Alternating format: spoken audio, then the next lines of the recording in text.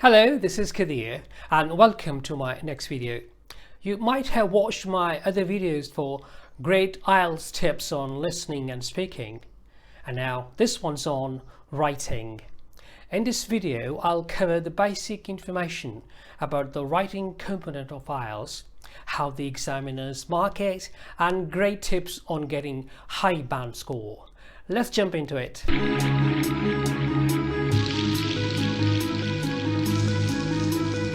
IELTS writing has two versions, academic and general training, and they are both quite similar in many ways, but there are some differences too. Let's talk about the similarities first. They both have the same time duration of 60 minutes and two tasks to complete, task 1 and task 2. And minimum word count for task 1 is 150 words, and for task 2 it is 250 words in both academic and general training. You should be spending about 20 minutes on task 1 and 40 minutes on task 2 in both versions. What about the differences? Task 1 of general training is usually about writing a letter. It can be informal, semi-formal, or formal in nature. But how do you know if the letter is about formal or informal situation? It's so simple. Just read the task 1 question carefully and you can make sure if it's going to be formal, semi-formal, or informal letter. For example, if task 1 question says, write a letter to your landlord complaining about noise in the block of flat he owns. Now in this case, the letter is going to be semi-formal in its tone because you probably have met your landlord a couple of times and you know him a bit. But if the letter asks you to write a job letter to a manager, in this case it's going to be a very formal letter because you don't know the manager, and if you are going to write a letter to a friend or a family member, it's going to be casual or informal in nature. So read the task question carefully. For academic writing task 1, you will not be asked to write a letter but a report based on the information taken from a table, a pie chart, bar chart, line graph, flow chart, or etc. In other words, you're expected to describe or summarize or explain information from a graph, a table, chart, diagram. You must analyze the given graph, chart, table and highlight key features and write a report about them. As mentioned earlier, the total time you should be spending on task 1 is 20 minutes and you must write more than 150 words for both academic and general training tasks 1. Task 2 is almost the same for both academic and general training, which is about writing an essay, and this essay could be on an opinion, a discussion, advantages, disadvantages, or a problem solution, or even a direct question essay. The time duration is also the same, which is 40 minutes, and your essay must be more than 250 words for both versions. The only difference probably lies in general training essay topics being considered more easy to answer as compared to academic essays. General training essay questions may base on topics which are more common, like social trends, family, friends, sports, environments, etc.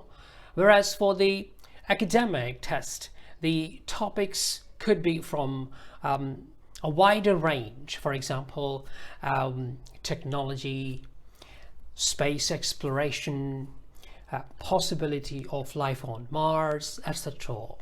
So they will be of more academic nature in writing. However, you can still expect common topics in academic version too.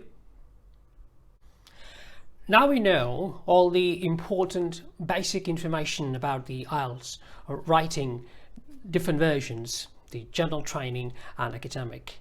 It is equally important to know how your writings are marked, what criteria examiners choose when they grade your task 1 and task 2. Let's dig into it.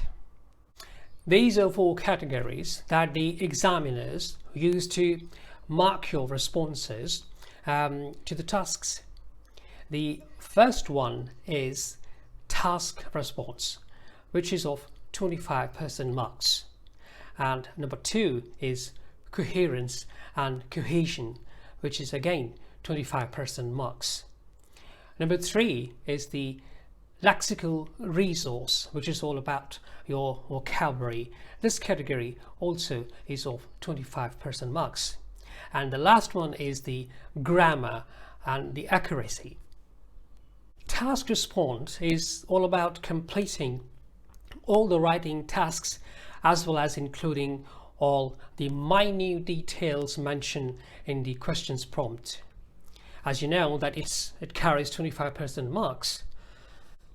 Coherence and cohesion, and it's all about the organization of your essay, the organization of your writing in both task 1 and task 2.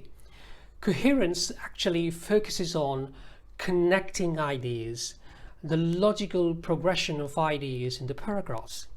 And cohesion is about the use of linking devices.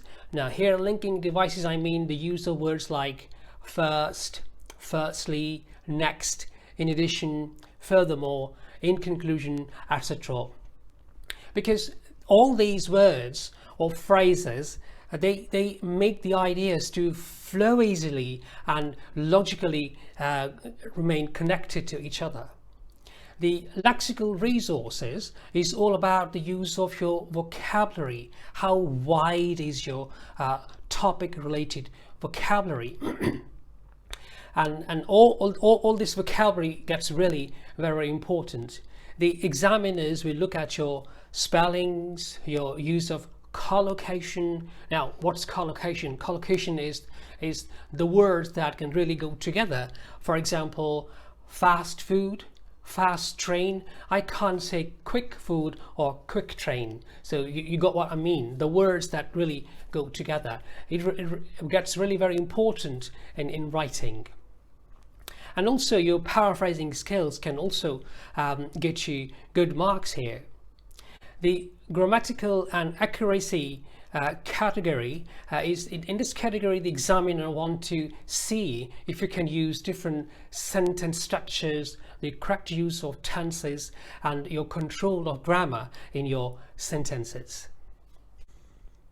How to get higher band score on your writing? Let's talk about great tips.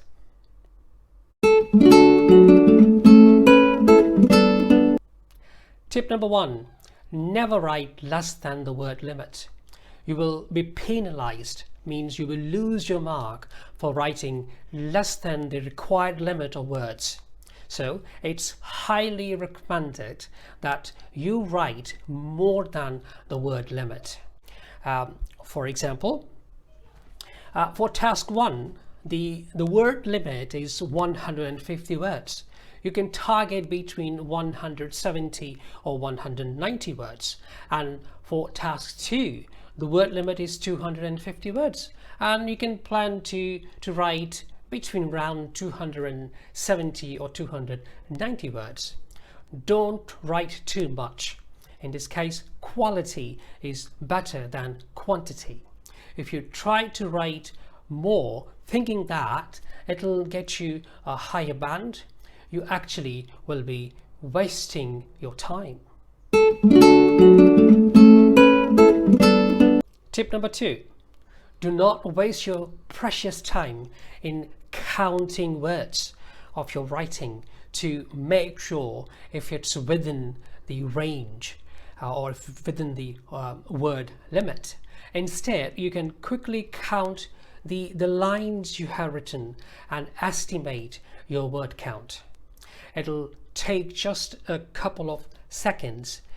For example, if you normally write about, let's say, 10 words in a line, in a line, not a sentence.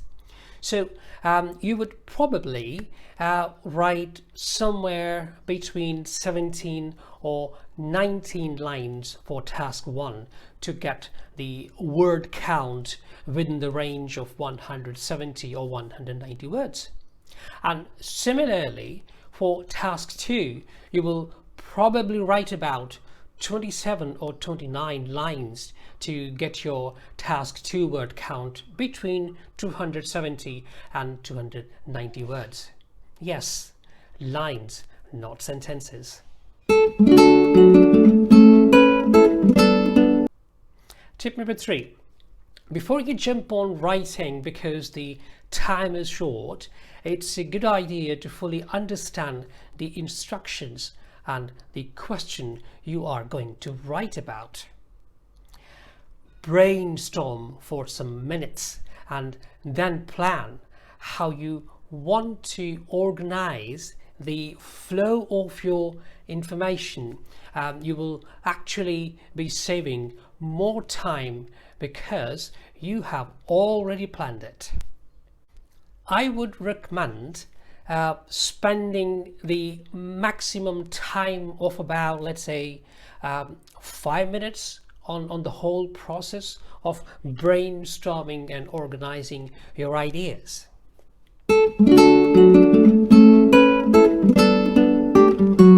Tip number 4. That's the easy one. Finish your writing about 2 or 3 minutes earlier to spare some time for proofreading. You might have written your essay in a hurry, and proofreading actually helps you to fix your spellings, your grammar mistakes, and it's going to help you to get your scores high.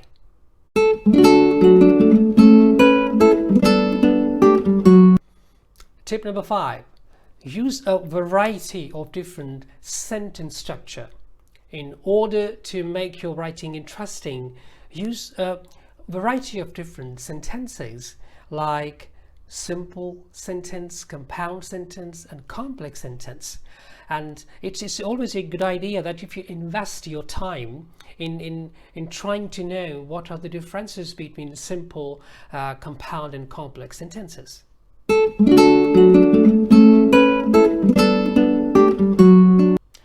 Tip number 6. Try to use synonyms and try to learn the paraphrasing techniques. You can use the keywords from the question in your answer, but try to use synonyms and avoid repeating some words many times. If you use synonyms, it'll get you good marks on your writing.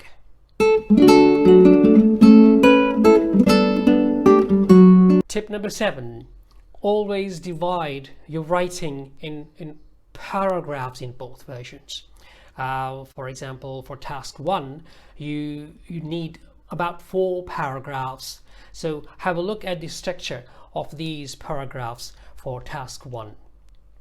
The first thing is the first paragraph is going to be about your introduction. The second paragraph, you can write the overview paragraph, which contains the key features of the chart, graph, whatever is the question about. And the third and fourth paragraph are going to be about the main features. So paragraph 3 could be the first main feature, and paragraph 4 could be the second main feature of the information. One important thing for task 1, please don't try to write a conclusion for task 1, because conclusion is for task 2 for both versions, not for task 1. For task 2, you're also supposed to divide your writing in 4 paragraphs. And as you know, normally when you write a paragraph, the first paragraph is always going to be about the introduction. The second paragraph will be the first body paragraph where you write the first important point, and the third paragraph is going to be your second body paragraph where you write the second important point of your writing, and number 4 is going to be conclusion. Yes, conclusion is important for essay writing for task 2 in both versions. Well, that's all for the IELTS writing tips. All these tips and other tips in my other videos are simply not going to work if you don't practice them. So keep practicing. Please leave your comments and let me know if these tips are working for you, or probably you may want to share one of your own tips to help others to learn. So I'll see you in my next video. Goodbye, good luck, cheers.